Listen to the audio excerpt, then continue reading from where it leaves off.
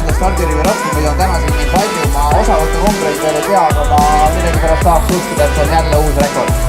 Soovin teile kõikidele mõnusat jooksujalga ja nautige, aitäh!